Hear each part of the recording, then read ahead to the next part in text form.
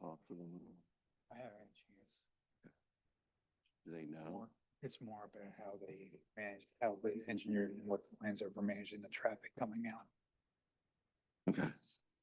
You were They'll be just talking about respectful. no. Yeah, it's kind of square. Right. Roger, you ready? Yep. Scott, And these people live over here. Yeah, ready? Tom? yeah. Yes. Good evening. I'd like to call tonight's East Hempfield Township Board of Supervisor meeting to order. Tonight's meeting has been advertised to be held in person and online using Zoom with login and call-in information posted on our website. Tonight's video and audio is being recorded. For tonight's meeting, Robert's rules will still apply, and the meeting will be run by the chairman, who will be assisted by an employee managing the Zoom site. During the meeting, in order to offer comment, you must first be recognized by the chairman. East Hempfield Township public comment rules apply for all public comment. You must be a resident or business owner in order to speak. You must identify yourself by name and address before speaking and sign our guest log for meeting minute purposes, or follow the chat procedure outlined online. Comment is limited to 3 minutes, must be about the agenda item being discussed, with the exception of public comment for non-agenda items. No action will be taken on any non-agenda items of a non-emergency nature during the public comment period. All comments should be directed to the board. We will now move on to our first item, and I would ask that you would join me and rise for a moment of silence, followed by the Pledge of Allegiance.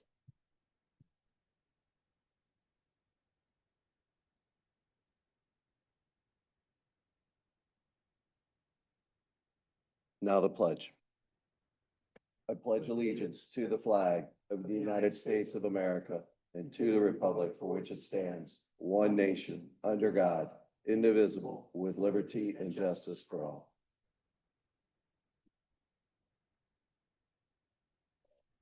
Thank you.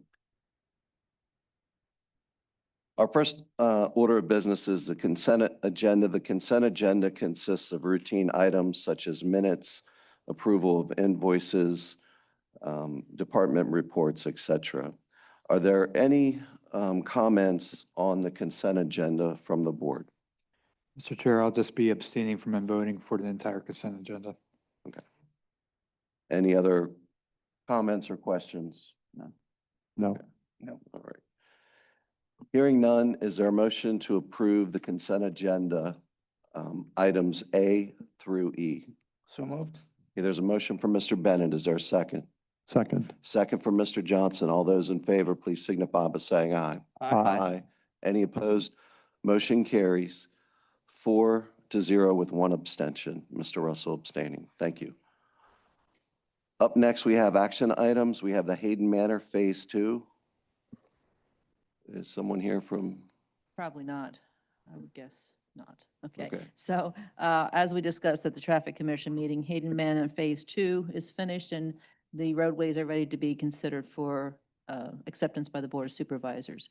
At the Traffic Commission tonight, we did authorize the traffic control plan. Everything is in place according to the Public Works Director, as well as the roadways have all been inspected and are ready to go. Are there any, this is a routine item, are there any questions or comments from the board? No. No. Is there anyone here in the audience who has any questions in reference to this item? Okay, on the agenda. Okay. Hearing none, is there a motion to approve? Sim. Hold on, motion to approve. Not on there. It's not? The Hayden Manor Phase 2 resolution. Do we have a copy of that resolution? You do in your packet. It's in the. Sorry about that. It's in the first part. Under the action items.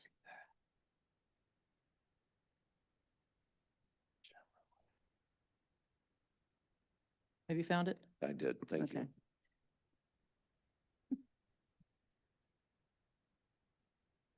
All right, so is there a motion to approve the Phase 2 Resolution 2023-22 deed of dedication of roadways for Phase 2 in Hayden Manor. So moved. Motion for Mr. Russell. Is there a second? Second. Second for Mr. Bennett. All those in favor, please signify by saying aye. Aye. Opposed? Motion carries 5-0. Thank you. DL Holdings final plan.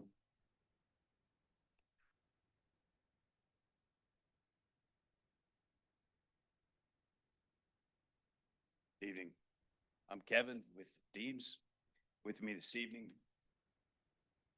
is Linford Weaver with Melvin Weaver and Sons, and also Dave Martin with Hoover Buildings.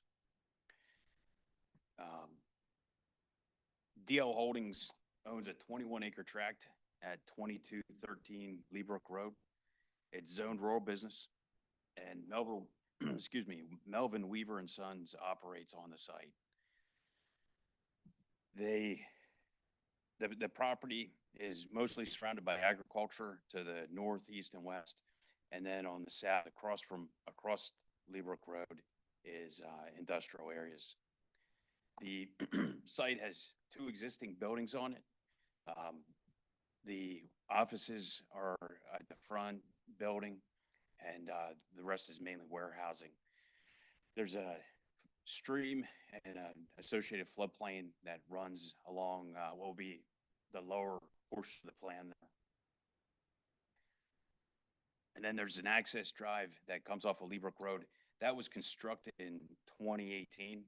There was a land development plan completed for this site at that time, and that removed dwelling and some buildings in front that were used for the office, expanded the warehouse, and kind of consolidated that the warehouse closest to Leebrook Road. The proposal is to add additional warehouse space so that they can move some items stored off-site onto site. The main area of the expansion is connected to warehouses. There'll be some demolition and a connection of them. There's also a proposed truck garage located to the south.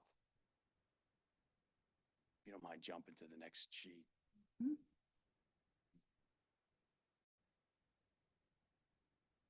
There you go. Yeah. Truck garage down below. It's existing sanitary sewer, so those connections will be maintained, and then on-lot water. The new loading docks are proposed to face the stream, similar to what they have now.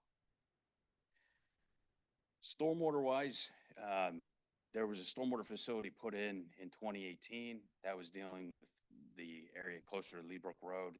That remains the same. There was an existing out near where the new truck garage is going to be. That will be removed, and we're then proposing an enlarged detention basin between the improvements and the floodplain area. That is also being upgraded to a major lease concept. We have an MPS permit that we're working on, so that's a DP control for water quality and so forth. Kind of a brief overview of the project. We do have a review from David Miller. As far as review comments, I believe we're down to 3, dealing with the O&M agreement, the MOU, financial security, and then the NPDS permit. The NPDS permit, it was reviewed by DEP and revised and sent, so we're waiting to hear back from them. So it's well into the process. Have several waivers. Could you just walk us through real quick, the waiver requests and the reason behind them? Sure. First one is environmental impacts. Basic justification is the project went through a recent land development plan, and we also feel as though the areas that were needed to be studied were, such as the floodplain and so forth. That information was provided to DMA. The The next two are somewhat similar. They're both deferrals of improvements along Leabrook Road. One will be curb and the other one will be the improvements, widening or overlay. It's basically continuation of prior deferrals that were granted for the project. And then the last one is dealing with the stormwater piping. There was one run that we couldn't get the 1 foot of cover below subgrade. So we, in the alternative, we're providing the concrete pipe to make up for the cover difference. Any questions from the board on those? Okay. None, it's a clean letter. None.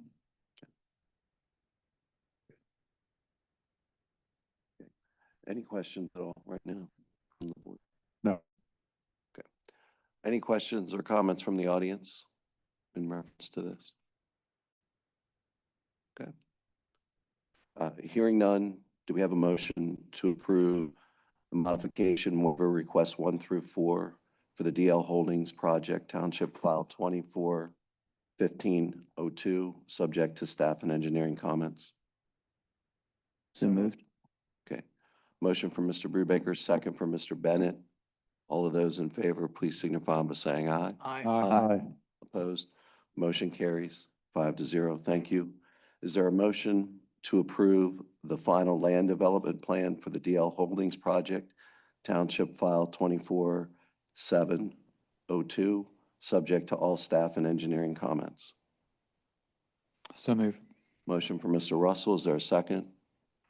Second. Second for Mr. Johnson. All those in favor, please signify by saying aye. Aye. Any opposed? Motion carries 5-0. Thank you, and we're glad your business is expanding. So, thank you. Thank you. Up next, we have the Blue-Green Corridor Trail Phase 1.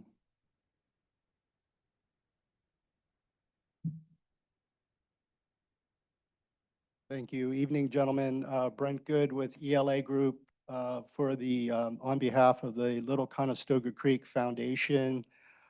This particular part of the project is the Phase 1 trail portion, which is about a half a mile long, which includes the Penn Medicine LGH property there at the corner of West Roseville Road and Good Drive.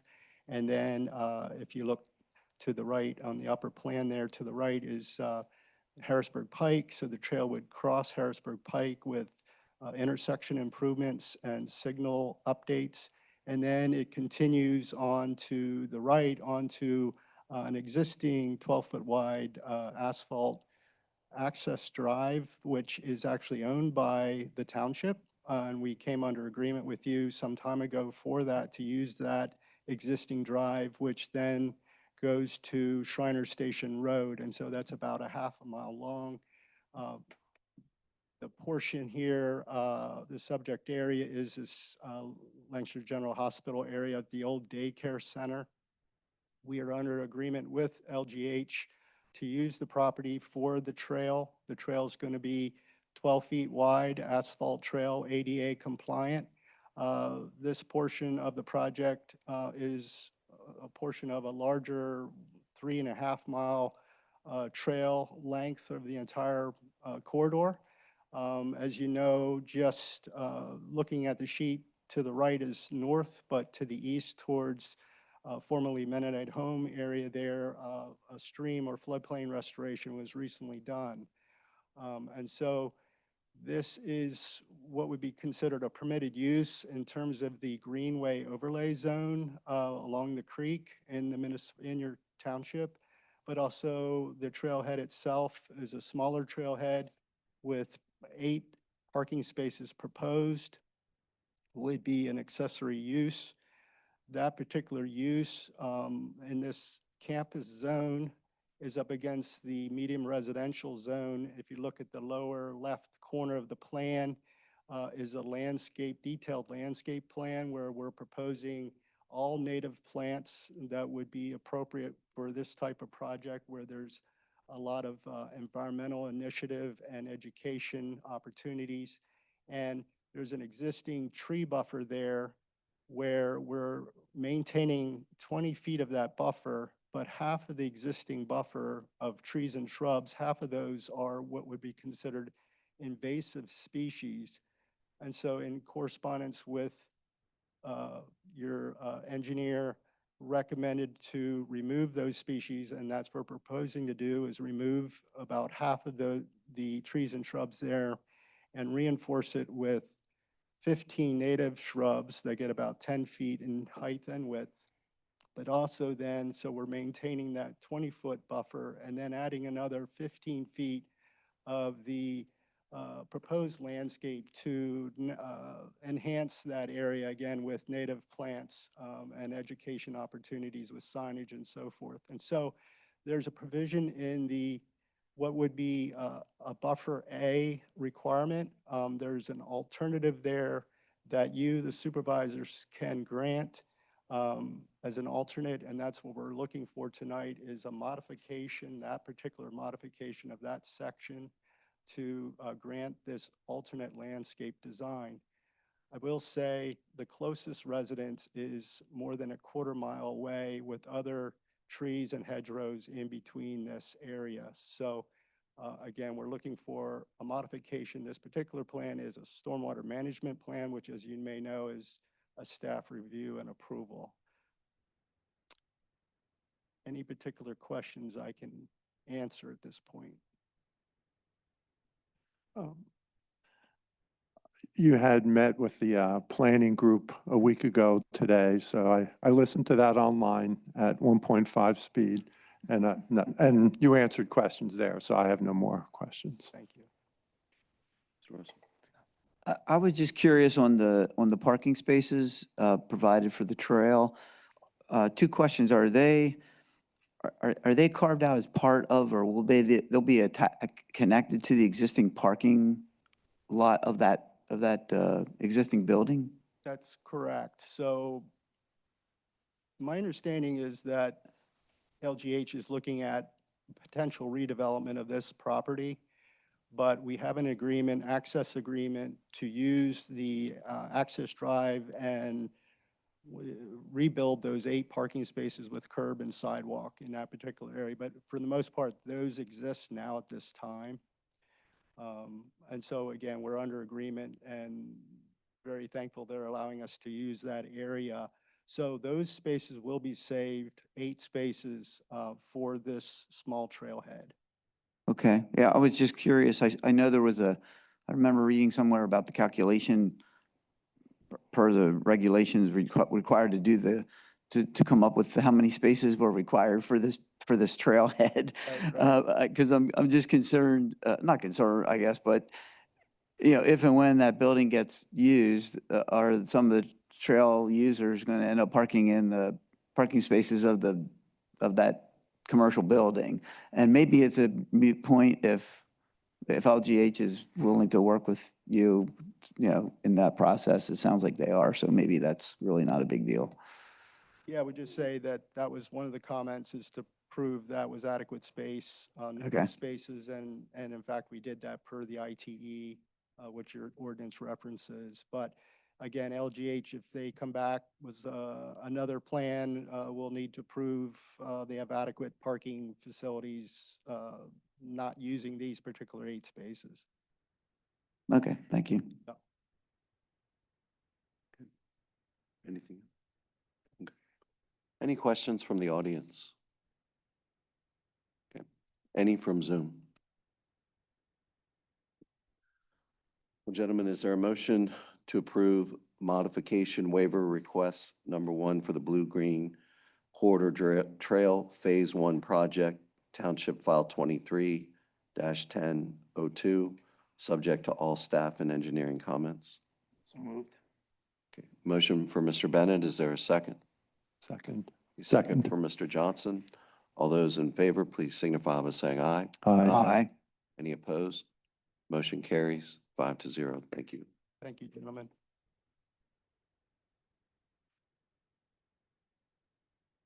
Up next, we have Brookside, Phase 8 townhomes.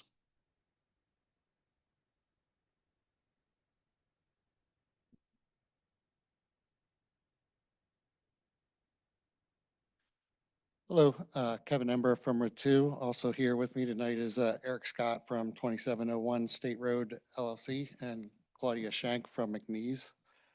I know the board is well aware of the Brookside project as a whole, and we were also here earlier in the spring to discuss the sketch plan specifically for Phase 8. I'll give a brief overview and just clarify a couple things that change. It's basically very similar layout to what you had previously seen. So we're here tonight to request final plan approval for Phase 8 and also a few waivers and modifications associated specifically with this phase, most of which have been waivers approved previously for other phases of the Brookside project. So just in summary, Phase 8 is at the southeast corner of the overall property with frontage on Harrisburg Pike. The area of Phase 8 and what is going to be the condo unit of that overall phase is just under 6 acres.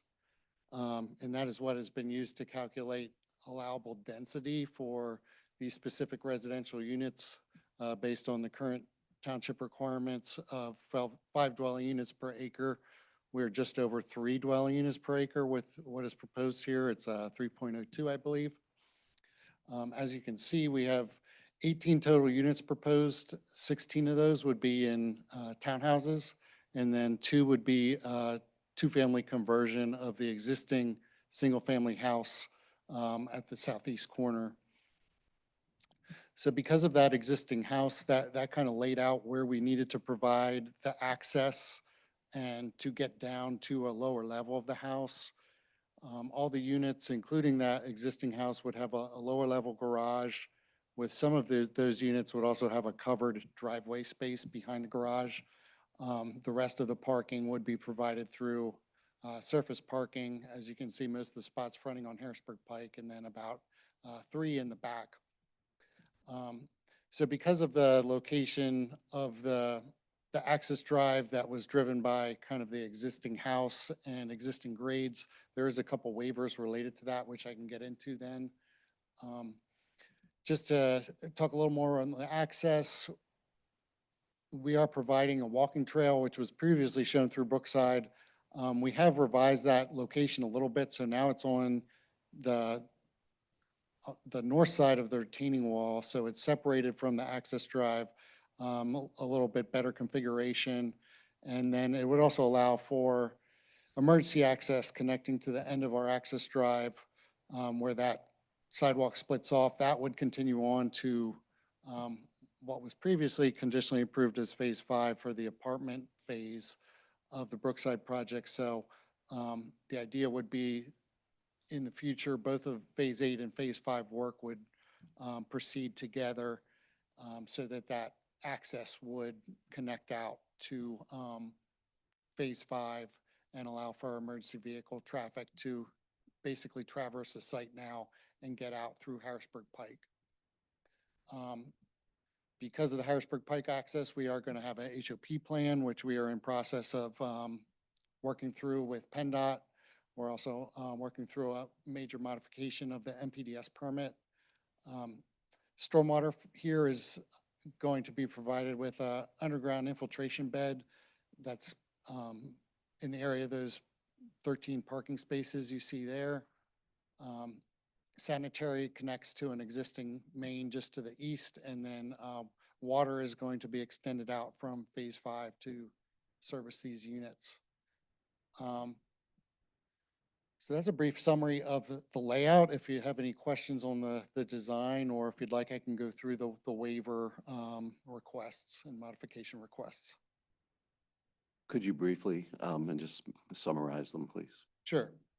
And I'll go through in the order of the August 5th David Miller letter. There's a couple other comments that they have in the letter. Most are administrative, and the rest we feel confident we can work through with staff to address. As far as the modifications, I'll just go through the first few briefly that are similar to others that have been approved for Brookside. So number one is just a legibility question as far as plan scale, so we can show some of the overall plan sheets at 150 scale, just due to the size of the project. Number two is related to sidewalks through the development. Just because of what has been approved previously, most of the internal sidewalks would be through the walking trail connections, which does also connect across the creek to the Phase 6 in the enterprise zone. And that would be in lieu of sidewalk in the public right-of-way along Harrisburg Pike. Number 3 was related to lighting of the walkway. Just due to the location and proximity to adjacent residences, it's not intended to be a 24-hour use trail, so we weren't proposing to light that outside of areas that would be already lit for the access drive.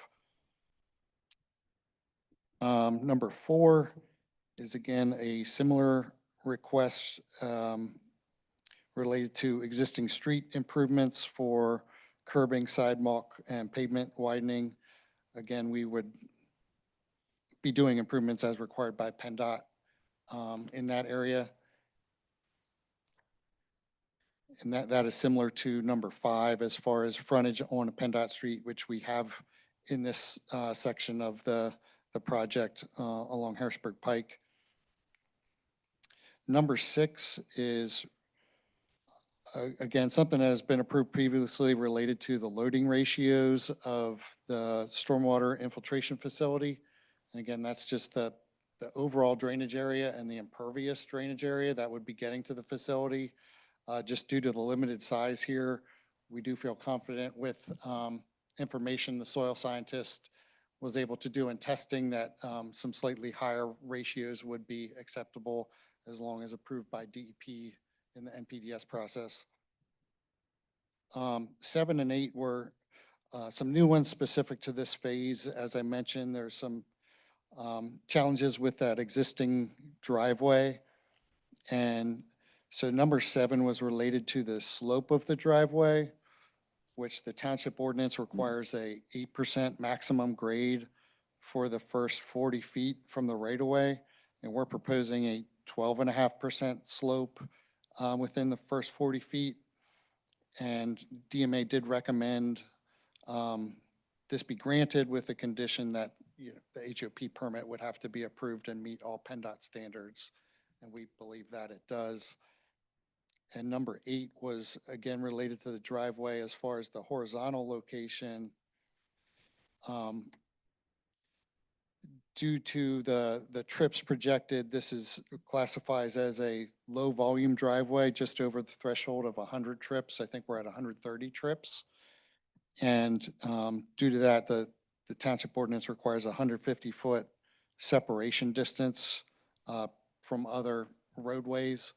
There's a roadway slightly to the east there, another private roadway with about 10 houses, and I think we're providing approximately 60 feet separation distance there, 57 feet to be exact. And again, the DMA recommended approval of that under condition that the HOP permit be secured, and we'll work through any PennDOT comments on that as well. Thank you. Does the board have any questions? No. When I was viewing the planning meeting from last week, there was a question from the community about the distance between Harrisburg Pike and the 18 townhouse units, right? And I know the planning board approved it, but I think you had said some things that were interesting at the time. Yeah, can you review that again? It had something to do with, I couldn't ask questions then because I watched it later. So it had something to do with the farmhouse distance from Harrisburg Pike, and you're able to use that same distance by a rule or something like that. Yeah, so we did get a determination early on from the township zoning officer as far as the existing house to set the front setback off Harrisburg Pike. Since we are keeping that facade and that frontage, we were allowed to use that existing front setback to set the other units along there within the same lot. And I believe that's right around 12.5 feet from the right of way of Harrisburg Pike. It's farther from the cartway of Harrisburg Pike. Okay, and the gentleman from the community had expressed some fear of danger, like, but I'm not sure what the danger was. Do you know what he was referring to? Like a car going off of Harrisburg Pike into the unit or something like that? I think there was just maybe a general concern with cars going over the posted speed limit there, but in my opinion, I don't know that the front setback would really affect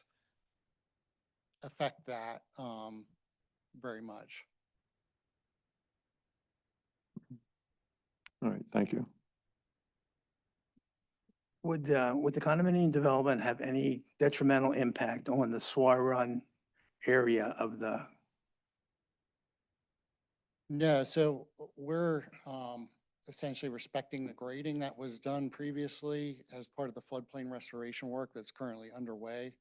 And because we had already allotted a certain amount of impervious cover to that design, which was approved previously, that's why for this phase, we are doing a separate stormwater facility that captures that runoff prior to, it will eventually discharge to Swar Run, but it will infiltrate the required volume before that.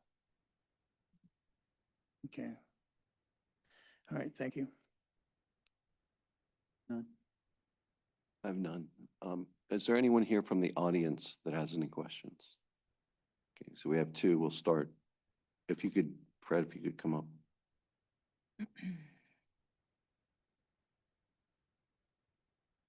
Question is about parking for people using the walking trail. I think last time they were here, there was supposed to be parking spaces up against the walking trail on, are those spaces there intended for people who use the walking trail? Because remember, Mr. Brubaker was even concerned that the people on the walking trail could possibly be impacted by people parking on the, I guess that's the north side. So I don't know where, my question is where are people who are using the walking trail supposed to park? And are those spots intended for those people? Mr. Kanar, can you state your name and your address for the minutes, please? Fred Kanar, 109 Clover Circle. Thank you.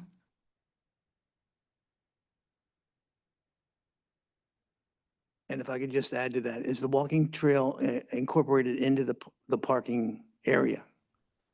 No, so that was the one change I mentioned. We did get some feedback previously from the board and staff. So you can Yep. see here, the walking trail kind of splits off. The trail continues along with the emergency access to phase 5.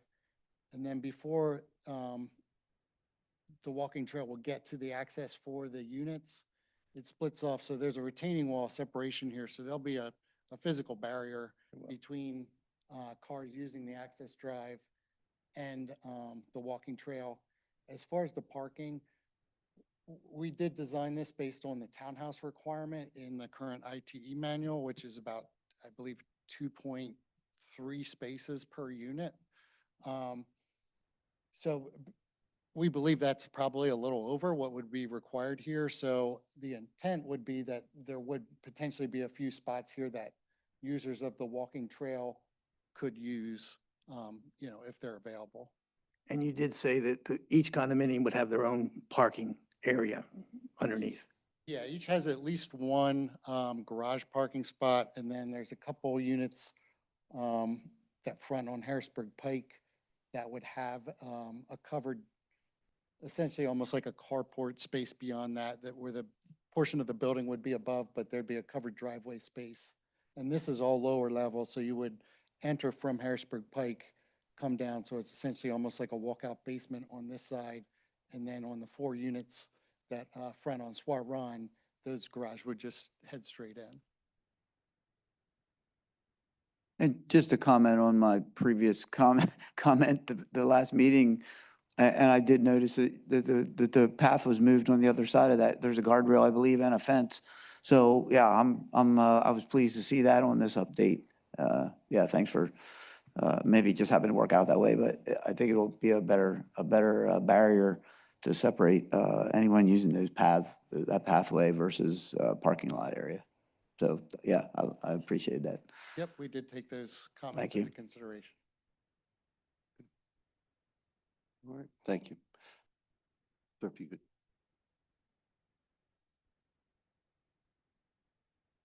I'm JT Clevenger, 2696 Harrisburg Pike. And Mr. Johnson, I'm the person that brought these factors up at the planning meeting.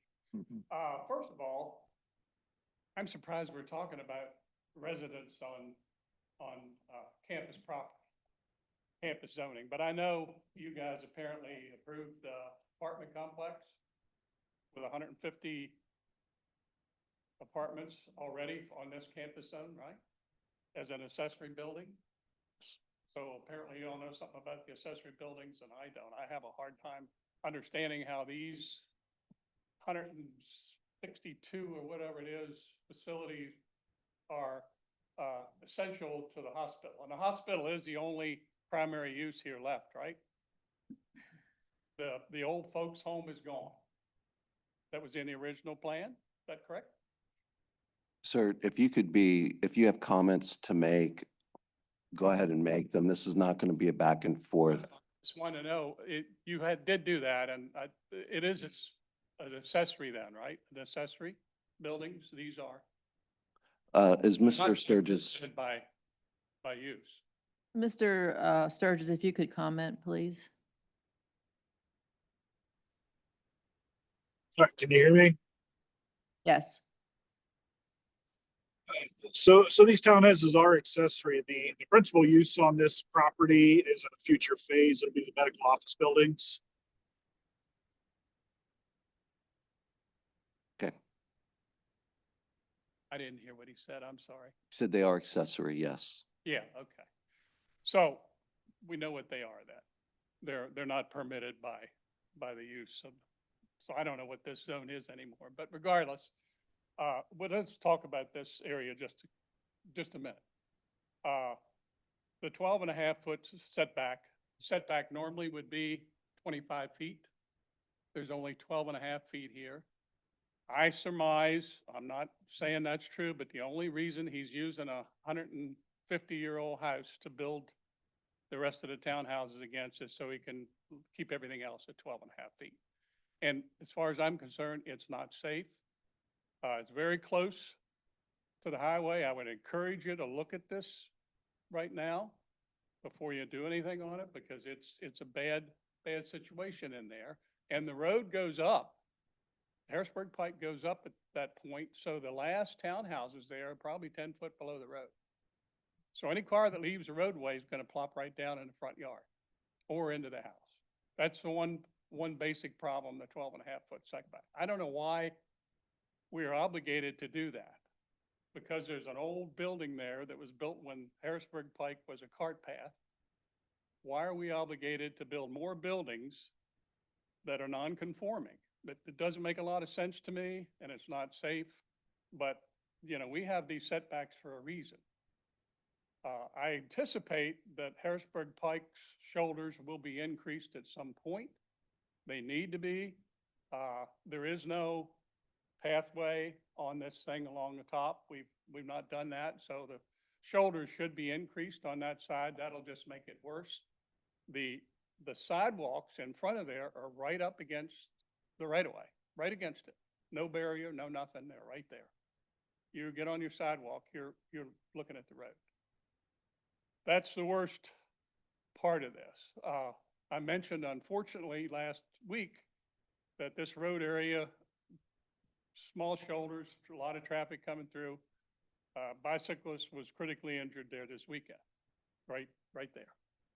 On the opposite side of the road, but right there. It's a very bad situation. Cars are speeding through there. I know it's 35, but they do 50 and 60 in there regularly. And it's not something I think we have to do as a township. I don't know why we gotta have a 12-foot setback allowed. Our setback for that zoning is 25 feet.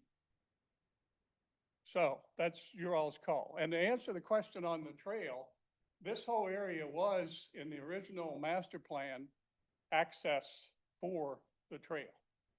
Right now, nobody up on Harrisburg Pike, unless they walk down that private driveway or drive in, like you said, and park in private parking places, has access to that trail, which is now down over the retaining wall next to the creek. It's not up that level anyway. So we've lost access there.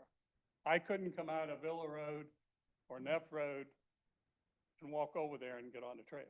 I'd have to walk on the shoulder of the road or ride my bike on the shoulder. So it's not the best design by a long shot. It's a very small pencil. It's not flat. It goes straight down to the creek. There'll be a lot of fill going there, but it's something like I said, I encourage you to go look at it before you make any decisions on the property, because they just finished actually carving that part of Swar Run behind there today, actually. I was down there. And it's sloped right up to the back of that. That retaining wall is going to be right at the top slope. If I'm able to see that right. It's tough to tell, but I think that's what it's going to be. Thank you. Did you have anything further that you wish to add? Just the one thing as far as clarification on the access to the trail. So the trail continues here and connects to the end of the access drive. So someone could come down the access for the apartments, either on a bike, walking, or to potentially park and just get on the trail here. It just has to go down here to get around the retaining wall due to grades. So there is still ability to connect that. I think on a previous plan, there was a sidewalk stub just shown to the Harrisburg Pike Cartway, but that had not really been approved by PennDOT or anything, and they would probably not really allow a mid-block just crossing there at this point based on their current standards. So we believe it's a better design from that standpoint to access the trail. Okay, thank you. Okay. No, but I just need you to come to the microphone, sir. The way this should be done is that house be torn down, a parking lot put in there, and access to that pathway. We will not be able to get access to the pathway on the other end for multiple years. The Kreider family owns that. It's not going to be developed. You see the part going to the right, it's a dead end. So you got to get on that somewhere, coming this way, somehow.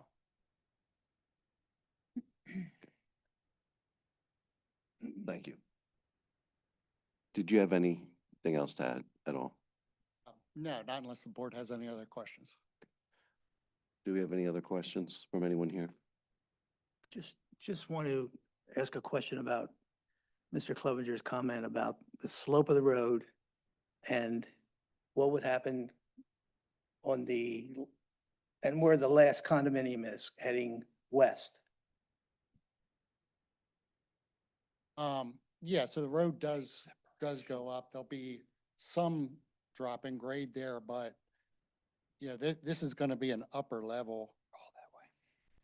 As I mentioned, like it's going to be essentially kind of a walkout, at the garage level. So this front entrance level, we have a private sidewalk that would provide access from this parking facility to the front of these units, for pedestrian access for people in those units.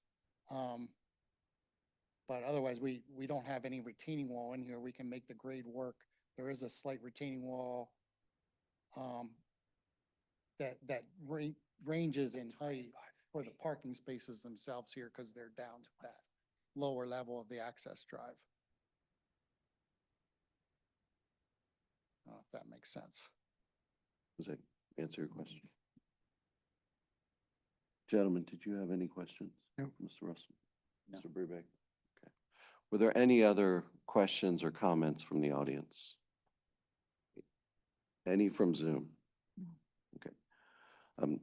Gentlemen, what's your pleasure here? This has gone before the Planning Commission, the County Planning Commission. It's now before us. Do we want to act on it tonight? Do you have any concerns? Anyone? Any concerns by staff? Okay, hearing none, is there a motion to approve modification waiver requests 1 through 6 and conditionally approve for requests for 7 and 8 for the Brookside Phase 8 project, Township File 1901.16, subject to all staff and engineering comments? So move. Okay, there's a motion by Mr. Russell. Is there a second? Second. Okay, second by Mr. Bennett. All those in favor, please signify by saying aye. Aye. Any opposed? Motion carries 5-0. Thank you. Is there a motion to approve the final land development plan for the Brookside Phase 8 project, Township File 1901.16, subject to all staff and engineering comments? So moved. Okay, motion by Mr. Russell. Is there a second? Second. Second by Mr. Johnson. All those in favor, please signify by saying aye. Any opposed? Motion carries 5-0. Thank you.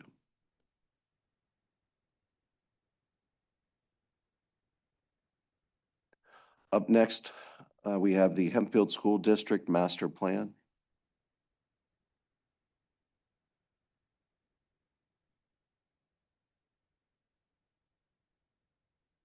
Hello, my name is Hugh Cadzo. I'm a registered landscape architect with ELA Group. With me tonight, we have some representatives from the school district. Bill Brossman, who's the high school principal, Mike Barmiskey, who's the district superintendent, Maddie Landis, who's a representative of the construction management group of Fidavia, and Scott Sullivan in the back, architect of KCBA.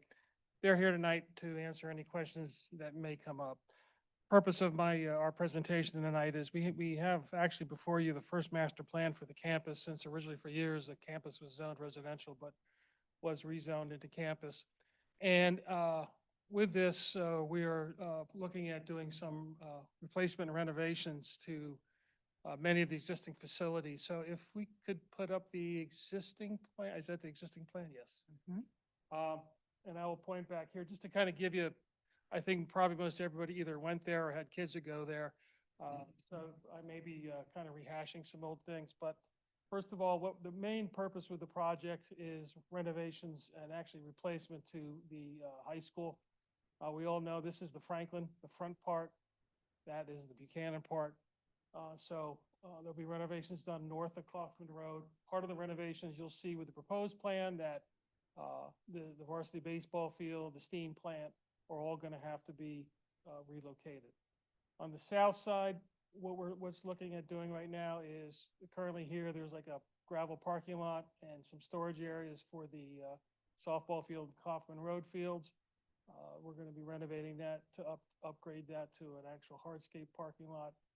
The varsity baseball field is going to be going over here where the old LIC was, which currently right now is field hockey fields, which if you see the kids are now playing out here at the Church Street field out front. Also part of it, currently the softball field is kind of into the embankment, so there'll be renovations to the softball field as well. And over here, those at the stadium, both press boxes are proposed to be renovated. They're old.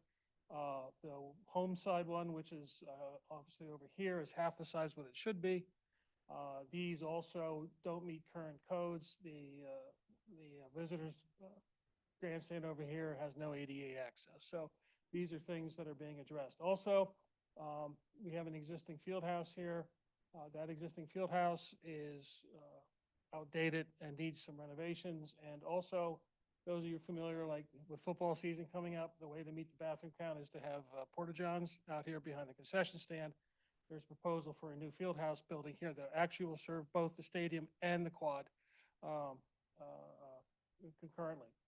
The other things being proposed here currently, that steam plant up here has some vehicle and equipment storage. So when that needs to be essentially relocated, currently right now, what's being planned is that's the existing maintenance building with storage there and the staff there, is to relocate it on this part of campus. Currently, this is where we're showing that it's going. So if you could switch to the post, please. Okay, proposed. This is the new, yet to be named wing. That is essentially going to be replacing the Franklin wing. One desire that the district has currently, students are parked over here, high school students are parked over here, There's a lot of interaction between pedestrian and vehicular traffic. The district would like to have better control of the parking, so they're moving staff and student parking out front here. The Mumma Drive parking along here and along this side of the pack is going to remain. And as well as this, we'll call it the administration drive back here, which goes along the baseball field, that too is remaining.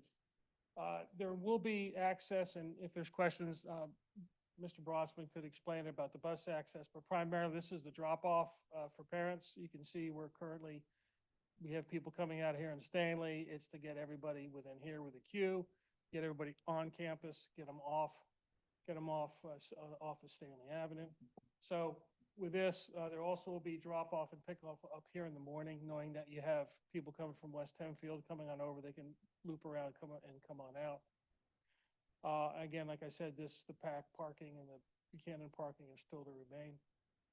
This is the, what we're calling the band parking lot. Currently, the band practices up here. The district would like to get them centralized down here. So, but this also will serve as overflow parking for the stadium, for Kaufman, the Kaufman Fields, the quad. And now with the baseball field being relocated down over here too, this is the current parking that's there now is actually the old parking lot from the old LIC. This will be reconfigured to better fit the baseball field in there. It will be the same number of parking spaces. You currently have this, the modular unit in there. That's the team rooms. That will be planned to be eventually replaced with a standing building. Like I said here, this is the field house. Well, a new field house at the very end between Mumma Drive and the stadium, and the renovations to the grandstands. Also, what's being proposed too is an upgrade to the light system. Where currently now we have the old not metal halide, but the old light system, which has the glare.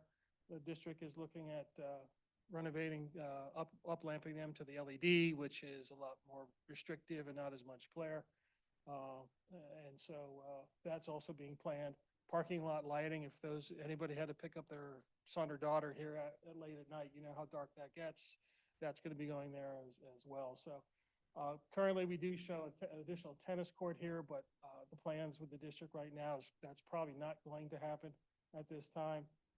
But we do show it on the master plan as required. And down here at the very bottom, you see the maintenance building and the storage bins that are proposed down there. The baseball and softball field are pretty much for Title IX purposes are going to be very similar. Natural grass, new dugouts, bullpens, etc. So essentially, that's pretty much as replacement and renovate. There's really no new uses. What's being done is renovating and upgrading the existing uses on the campus. So we have before you tonight to present the master plan, but we're also requesting a waiver of the preliminary plan process. The district would like to get construction beginning next summer. And it's felt that really everything we're going through, we met with the staff twice. We have a review letter from David Miller's office on July 15th. We've been in constant communication with them.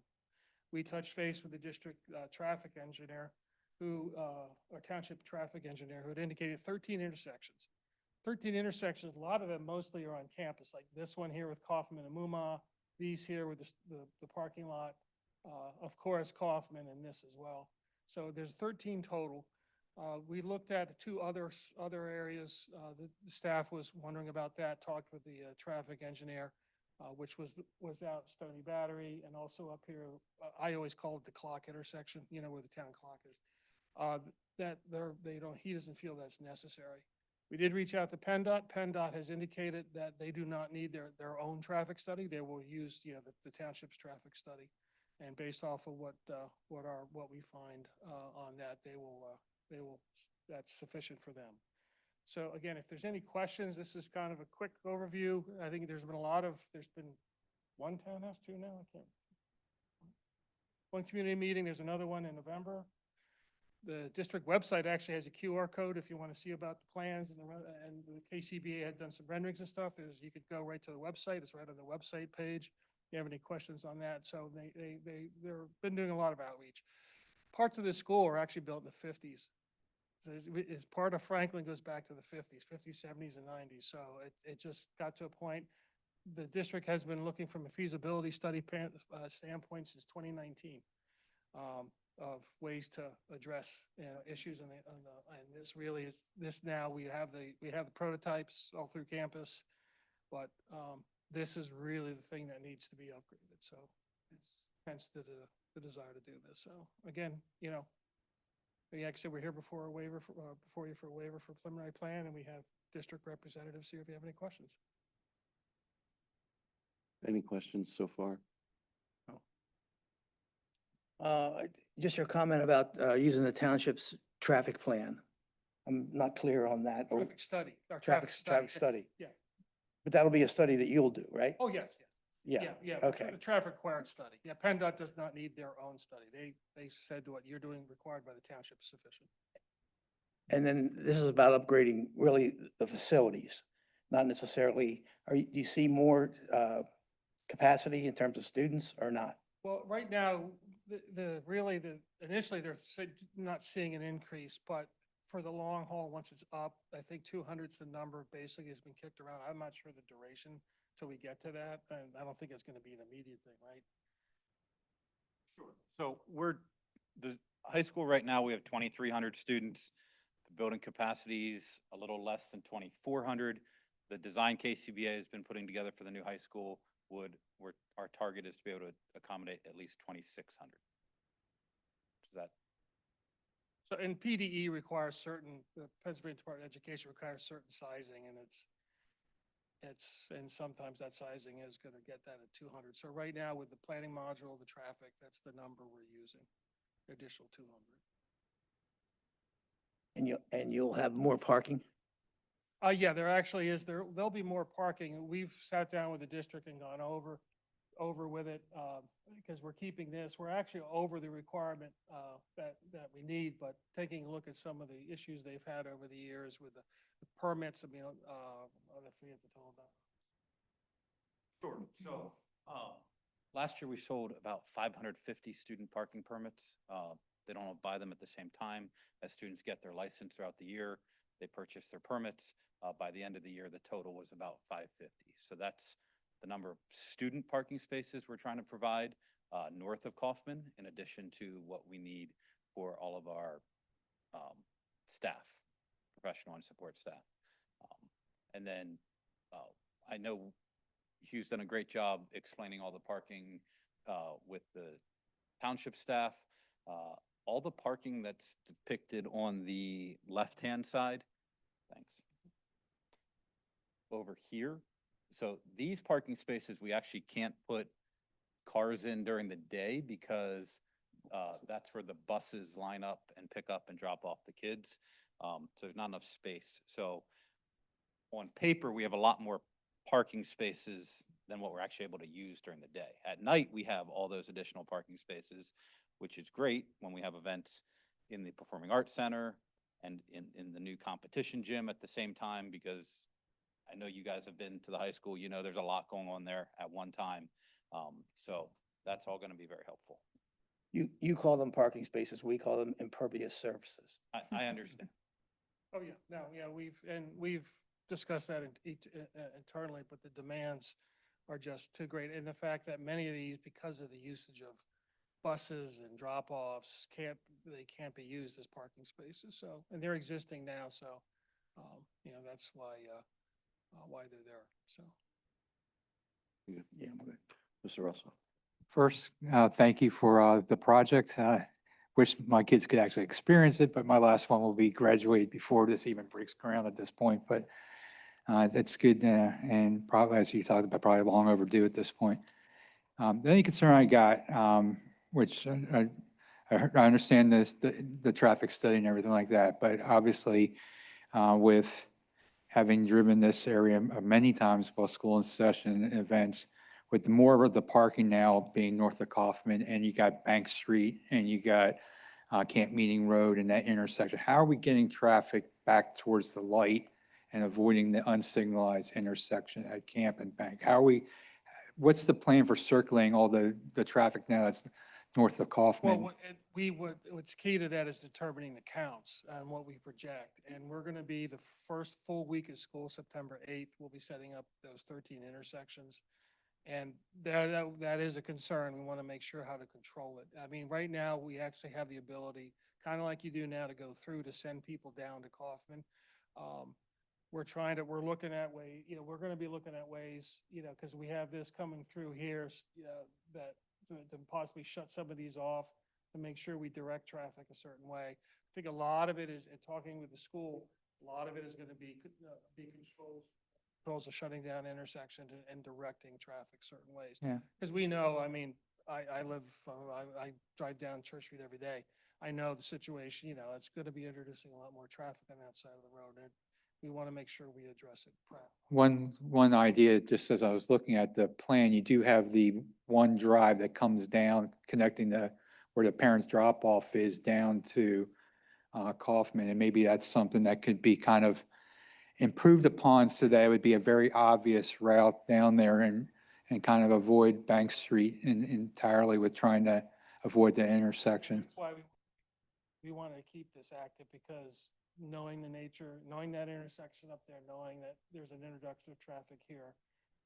And we do know, I mean, the introduction of traffic to the Camp Meeting Bank Church intersection is of concern, but that's, again, we have to get the traffic counts and project those. And it's like, that's definitely going to be designed in a way that, that we can work with the township to make sure it's safe. So I would encourage us in the traffic study, usually when we talk about something like this, especially with you have an event, it's like somewhat a little circulation plan for both the routine day stuff and then for like when there's a football event and stuff. Like the thing is we've rejuggled the parking around. Yeah, So it gets things circulated. Submitted, but it's not renovated, not being showed, is that KCBA actually kind of did like what Dr. Brosman has said about the traffic, like the morning drop off and illustrating, okay, what.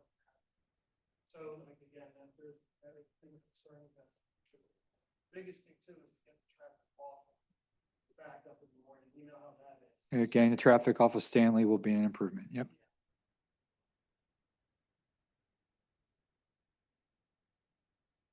All right. Great project. Just that's my only concern is circulating, how we circulate traffic and do it. With all these improvements, we want traffic also to work too, for routine as well as for events. So maybe you answered this earlier, but just generally, is there an increase or the same impervious surfaces over the campus in general?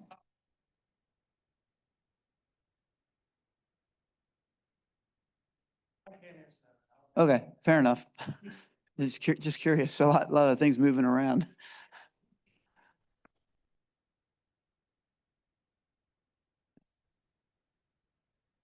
We may end up in the final.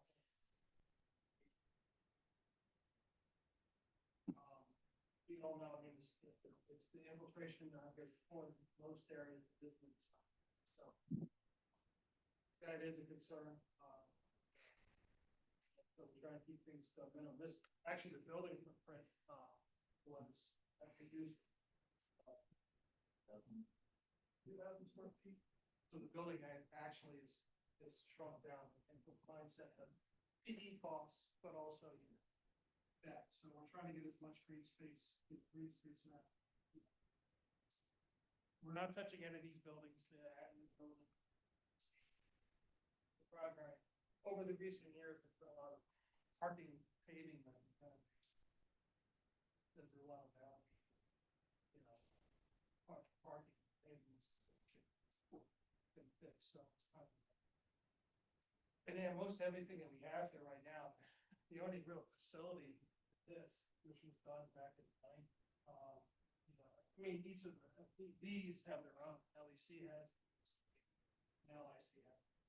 There's no regulations or minimal regulations based on any introduction. The big basin down back, that was actually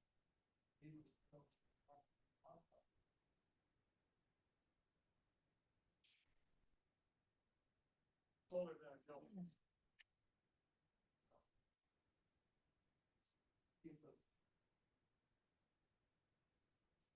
Thank you. Do we have any comments or questions from the audience?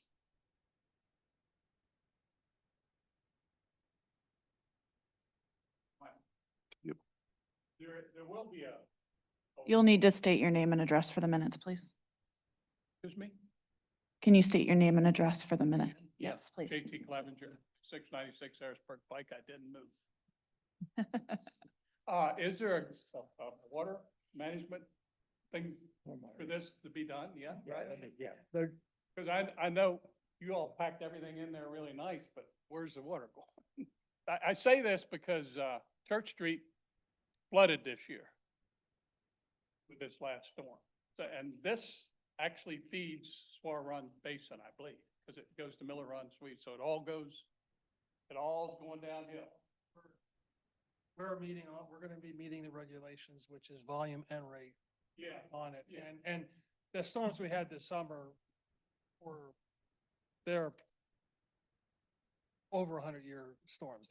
Nothing's designed to handle the storms. 6 inches in 2 hours, nothing can handle that. But, what we're doing will have infiltration and, like I said, volume and rate reduction is required nowadays. Before you could just do rate restriction. Now you have to do volume as well.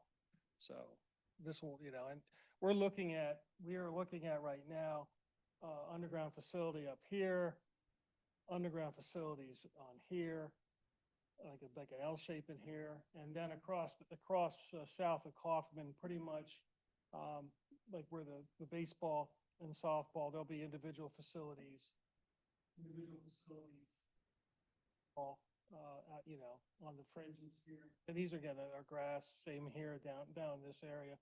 And there is a possibility, because you have to look at alternatives, that existing big basin that's located down behind LIC, there may be some renovations to that as well, maybe increasing the volume and stuff. So, I mean, that right now we're working with the geologist, and he actually is going to be preparing a report that we're going to meet with DEP over it ahead of time to kind of get an idea what they want to see with it. And just again, if the regulations nowadays are just so restrictive, and the thing is, the agencies, it just started this spring. So enforcement of it is kind of an ongoing process. When do you anticipate beginning construction? Next summer. Next summer. Next summer. I think some of the other things may occur a little earlier. That would be like the stadium, like the grandstand renovations and stuff, because that's pretty much someone going in and putting in risers or rails or dropping a new press box on top. But that would be probably the earliest you'd see something would be with those. Is there anybody else from the audience that had a comment or question? Okay. All right. Well, hearing none, we have a motion before us to approve the preliminary plan waiver request for the Hempfield School District Landisville Campus Master Plan Project Township File 25-8.01, conditioned on all improvements depicted on the master plan be implemented through one final plan and subject to all staff and engineering comments. Is there a motion? So move. Okay, motion from Mr. Russell. Is there a second? Second. Okay, second from Mr. Brubaker. All those in favor, please signify by saying aye. Aye. Any opposed? Motion carries 5-0. We wish you gentlemen nothing but the best with this project. It seems very complicated and a lot going on here, so good luck.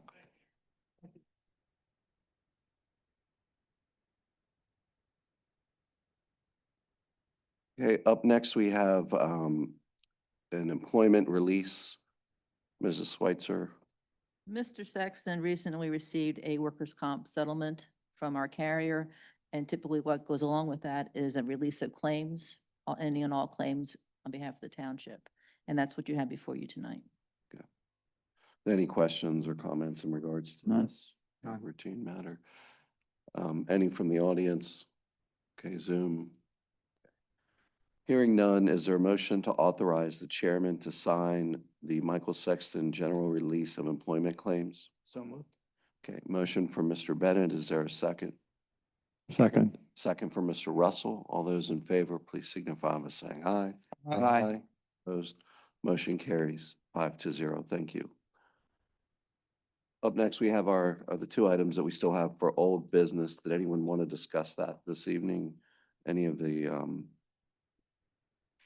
fire emergency services or either the anniversary tonight's meeting? I would just like to throw out a date for a possible community meeting. The first, before our first supervisor meeting in October. Perhaps we could get together that night You mean for the, for a general meeting for an initial meeting for the community. Okay, a community meeting or a Parks and Rec meeting? Well, it would be a meeting conducted by Parks and Rec. That's open to the It's community? open to the community, yes. And that would be on our budget workshop meeting, or were we talking about doing that? Are you talking October 1st, the first Wednesday in October? First Wednesday in October, yes. Okay, so the first regular, First regular meeting, Okay. yes. You're saying before October 1st or on October 1st? 5:30, 6 o'clock, October 1st. Just putting it out there. We don't even need to decide on it tonight, but I think we need to get rolling on the project. And I think the first step in this is Parks and Rec, putting together some type of a strategic plan. okay. I'm fine with that. I think you guys need to do your homework ahead of time. We need to have an agenda, have an outline of what we're going to get accomplished. All of those things have to be ready to go before we have a meeting with the public on this. Agreed. And that's going to be up to your group to get that done. Okay. So why don't we do this? Why don't we let staff make sure that there's no conflicts with that date? And and you guys can put forth your agenda in the meantime to get to the point where we can have this public meeting, and we'll take a look at it at our next meeting, whether that date suits or not, or whether we need to go to a different date. Is that Sounds good. fair? Yep. Mhm. Okay. Yes. Anything else on either one of those topics? nothing. Okay. Anything from the audience on either of those topics? Any new business? Okay. Traffic Commission met tonight. We had two reports or complaints of speeding, one on Knolt Road in between Church Street and Stony Battery, and the other, which has been a continual complaint on Stony Battery Road. We heard statistics from the chief. Right now, we don't have any recommendations to take any action on either one of those issues as of right now. We also did approve flashing lights on stop signs at the intersection of Knolt Road and Church Street. And we authorized the traffic control plan for Hayden Manor Phase 2. Moving on to public comment. Is there anyone here who would like to make comment tonight on a non-agenda item? Anybody from Zoom that wishes to make a comment? Okay. Manager's report. I just wanted to start off that we did hold an executive session this evening from 6:45 to 6:58 regarding a legal matter. The 2025 paving is underway in the Wheatland Hills area. They might even be already done. We're not sure. We were pushing to have it done before school started, which was today, so they were fully aware. So that is done or should be done very shortly. The Route 72 on Lidditz Road, I had good news on that. I did recently find out that PP&L did energize the lights. So it's just a matter of maybe a few days until they coordinate how to get striped. And so it can turn into flash mode and then be operational. And thank you. So, Yeah, accomplishment. The Rec Authority Pro Shop project, just to recap that, because the authority hasn't met, they will be meeting next week. But we started with a architect that designed the building at 2.1 to 2.4 million. We then contacted a design build firm. He redesigned it and simplified it and got it down to 1 now to 2 million. And then made a smaller building, and currently we're at 1.636. So we're scaling it back. What the authority is planning on doing, I'm not sure at this point. Is that design build, is that any way that it can be done outside the bid process? Like, Yes, okay. yes. So that's well, it's not concrete number at 1.6, but it's fairly confident that that's what it would come in at. It's Or like we will know. it's a prefab kind of thing in a way. Not prefab, it's stick built. Okay. But similar to Low Bar. They will build it. They will give you a price and then they will build it. Okay. In addition to the retirement of Perry Madonna at the end of the year, I've also added to that list Patricia Artuzo. She's our receptionist at the front desk. She will be retiring at the end of January. And then Patrick Barker, who's our planning BCO, he's going to be retiring in March of '26. So we have a few changes happening in the next couple of months. What will be the code enforcement plan going forward then? We're working on it. Understood. I know it's a hard position to fill. That's why I'm asking. Right, right. We might shift some people around. We might outsource it. We'll likely outsource it. That's the direction I'm looking at now. We've already reached out to code administrators who does our commercial, and they're willing to take us on for the residential part, Okay. which is what Patrick did. So. Nisley Road Basin, that basin is being partially filled back in because of sinkholes that they were working on this week and likely is already done. So hopefully that will cap those sinkholes and no longer cause a problem for us. Good news for the golf course, the Hark project. It's a stream bank project. DMA was successful in securing an additional $50,000 from the Lancaster Clean Water Partners. So we're thankful for that. It doesn't quite close the gap of the estimate, but we're getting closer. And at this point, it is only an estimate. So we're hopeful there. That concludes my report unless there's further questions. Does anyone have any questions on the manager's report? No. None. Are there any? I did want to add one more thing. Harrisburg Pike and Good Drive, the flashing yellow light research.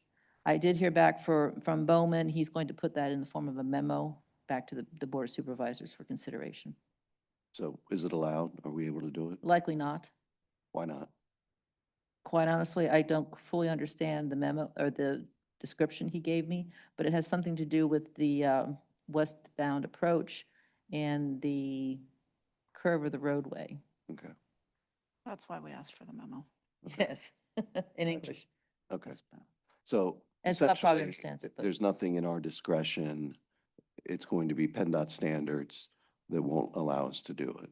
right. And we likely can do the research, submit the application, but based on his conversations, it would not be approved. Okay. Yeah, like we had talked, I actually talked to Roger, I didn't talk to the rest of you, but when PennDOT does not allow permissive lefts, it's kind of unusual that they'll flip down the road and then start allowing it. So they have their reasons when they initially did their permitting for why they weren't allow that. And, I'm sure that's still what the case is, as we've gone down this road with a couple of other signals in the past, trying to get things lifted, like right turn on red and stuff like that, and get no's from PennDOT. PennDOT ultimately has the final say in everything when it comes to a signal permit plan. And I'd Even be if happy we're to share the paying for it. email with you, but it's a little convoluted. I do think we owe the gentleman who came a phone call. and Yes, An explanation. that. Yep. As to why. I know he's not going to be happy with the outcome, but, and I wish we could have helped him with this, but Mr. Wigglesworth, yes. just to follow up on that, Scott and I had a conversation before tonight about that a week or two ago, and because I think he was not present when the gentleman was here talking about that. And one thing I don't think we made clear, or we weren't aware of because Mr. Russell wasn't here, but because we're switching to a local, at least my understanding was because we're switching now to a local control as opposed to the loop control, the traffic will, I mean, that light will change more responsively to traffic not being there. And that was one of the gentleman's complaints, that he sits there and there's no cars coming. So there will actually, it sounds like, if I'm not mistaken, my understanding was there will be an improvement from what is there now. Just won't be, sounds like we can't do the blinking yellow, but it should certainly be improved from what he's currently experiencing, having to go around because of the pork chop was the complaint, understandably. And I know I've sat there at that red light too. So I think it's we should make a note that or make sure that he understands that it will be better. Right. No, With the current plan. gotcha. Yeah. So some improvement, but you can't always get what you want. Right? But we get what we need. All right. All right, that's my only joke for tonight. Okay. It was a good one. All right, if there's nothing else then, we are going to adjourn our meeting and it is 8:20 p.m. Thank you.